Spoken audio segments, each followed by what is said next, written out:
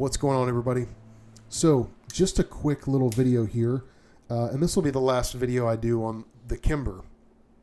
So in my part 2, it was sort of a video confirming that, yeah, Kimbers can work. It's actually possible. And, that was a video where I did a 262 round test of just going out and shooting for an afternoon and seeing, does this thing work? And it ran 100%. So I wanted to make a follow-up video and just tell you kind of how things have been since I've, made that video, and I've shot it and done some things to it. And so I wanted to talk about that. So over the past several weeks since that video, I have shot the pistol many more times, and I've carried it quite a lot concealed. I've come to trust this pistol a great deal. It's still been 100% reliable with all types of ammo, hollow points. Yeah, it's been great. And I will also say the thing I'm most impressed about, to be frank with you, is the fact that from all my research, this is a carbon steel slide that's blued, and it will not rust. Like, I don't know what kind of magic and sorcery that Kimber is doing on this pistol, but this thing has not rusted. Everything I can research tells me this slide is carbon steel and the frame is stainless steel. Man, I just feel like this is stainless. I don't know. But anyway, really impressed with the fact that the gun won't rust. So since the last video, I have made some changes. As I talked about that video, I wanted to keep it as stock as possible, minus the springs, just to say I tried the Kimber way, right? I tried everything, how they shipped the gun, minus the mainspring housing, because that doesn't matter. But now I tried it. Okay, check that box. And now I've got it set up more the way I like it. And so I'm going to run you through some of those changes. So the first thing that I changed very obviously are the grip screws. So I'm just a slot screw guy.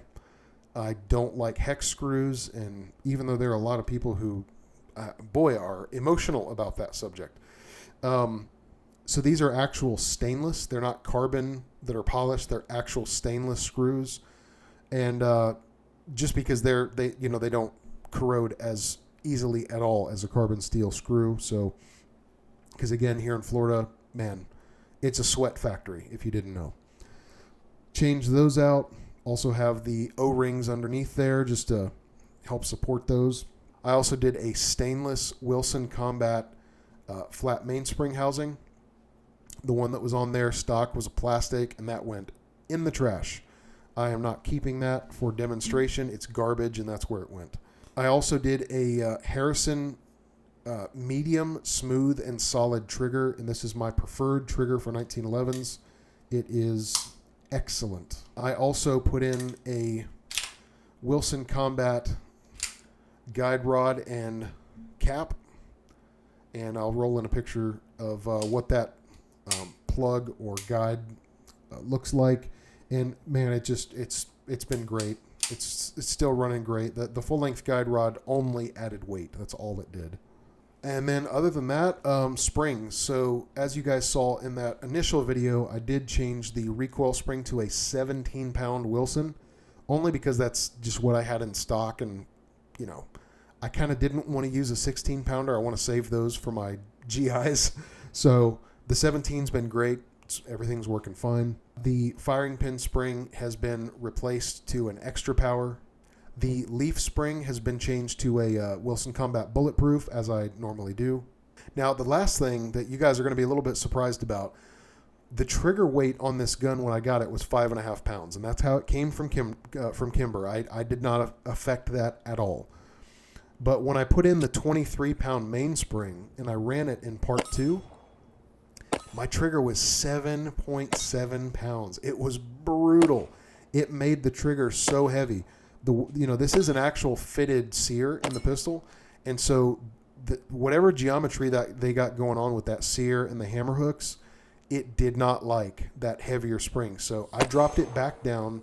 I put in a 19-pound mainspring, and that put it back to the factory weight of 5.5 pounds. So yeah, I couldn't get the trigger any lighter with everything else that I tried. So unfortunately, I did have to go to a 19-pound hammer spring, but hey, not the end of the world. The gun, the trigger is absolutely great. It's a really nice trigger. So 19 seems to be the sweet spot. I don't like 3.5 pound triggers. That's just too light for me. So 5.5 is perfect, and this one is very, very crisp and easy to shoot with. Now, some little things that I've noticed over my short time using this thing and carrying it. There's a couple things that I don't like. One is right here. These little edges on the front of the magazine well are very sharp, and I've noticed on all my other 1911s that's sort of tapered down and corrected. I don't know why they left those so sharp, but they are. I've caught them a couple times, and it's actually hurt.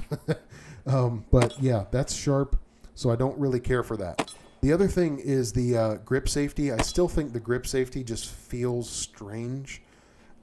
This memory hump back here, it sticks out. It has a voice. It's like very, I don't know. It's not quite right. And then the next thing is the magazine release. I have realized this is an extended magazine release. I will be replacing that with a standard one just because I feel myself tickling it. Like I can feel myself touching that thing way too much, and I don't like flirting with the idea of dumping a magazine on the ground. Now, the last thing I did to really get the pistol honed in and shooting right was, for whatever reason, I don't know if this was the factory or the previous owner, but the front sight was drifted to the right, the rear sight was drifted to the left. And when I was shooting in the part 2 portion of this guns review, I could not hit this pistol at 40 yards. Like, I started to figure it out where I was having to aim really far to the right to get hits. And eventually I took it home and realized I just kind of held it like this and looked straight down the rear sight. And I'm going, wait a minute. These sights are cockeyed as crap, man. So I got these centered. Look, guys, don't drift your sights. I know that people say that's what they're there for. This gun, just make the sight straight and then learn how to shoot the gun straight, okay?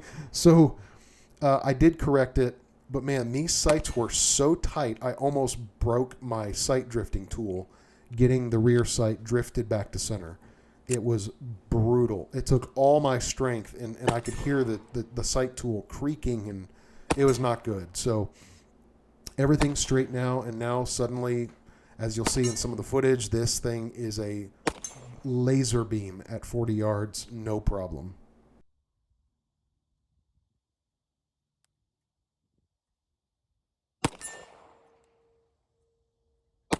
So is my mind still changed on Kimber? Absolutely. This thing has become like, it's kind of the one I go for now, man. It is a sweet pistol. Like, it shoots great. It feels great. It carries really well. I will say it's a little bit heavier than my GIs. I think just because there's more crap hanging on it, bigger sights, safety, all that good stuff. Like, it's a little bit of a heavy pistol, but overall, man, the action's really smooth. It's accurate. The safety's positive. The trigger is to die for. It's a really good gun, and now I've kind of got it set up how I like with the standard GI stuff. So, yeah, I just wanted to revisit the pistol and tell you guys it's still rocking and rolling. I think I put another 300 rounds through it since part 2, and I love it. In fact, so much so, this is going to surprise some people probably, but I went out to the last time I went out to the range, I brought my GIs, and I had this one. I ended up just spending the whole afternoon shooting this one. I spent all the 45 shooting the Kimber, so I really love it, man. It's a good gun. Now, somebody did, one guy said, if you try a Kimber, it'll be the finest 1911 you've ever shot. And I don't remember what else he said. It was like, you'll never touch your other guns. I'm not there. It's a great gun. Don't get me wrong. I really enjoy it. It's not the best pistol I've ever shot. Okay. But I will say these are really good guns. Now, this one was made in 2020. And for everything it looks like right now, you can find these brand new, the custom 2s, under $1,000. So it seems like the price has gone down. It makes me a little nervous because I'm asking myself, what did what did they cut? You know, how did they get that price down? Because they're not just giving away money, I'll tell you that. So I don't know. I can only speak for this model, that this one's really good. It's not an endorsement of the company or the model. But for the 2020 year, it seems to be a really good gun. Now, I do also have a new slide stop pin on hand from Wilson Combat, just because I have a buddy who had a Kimber, and he said he actually broke his slide stop pin because here's the reality. A lot of these parts on these guns are MIM parts or cast parts. So your possibility for breaking things is a little bit higher. That's a reality. So I do have a bulletproof Wilson slide stop on standby if that happens, but for now I'm just going to keep running this one until I have a problem. So I did keep the stock grips on it. I actually think these are really nice and fit the overall motif, and I'm not going to do anything else to it. I've got it set up as far as I'm going to set it up, and that's what it is now, and it is part of the family. And solid pistol, man. I really enjoy it. So hope you guys enjoyed that. There was a little update, and we will see you on the next one.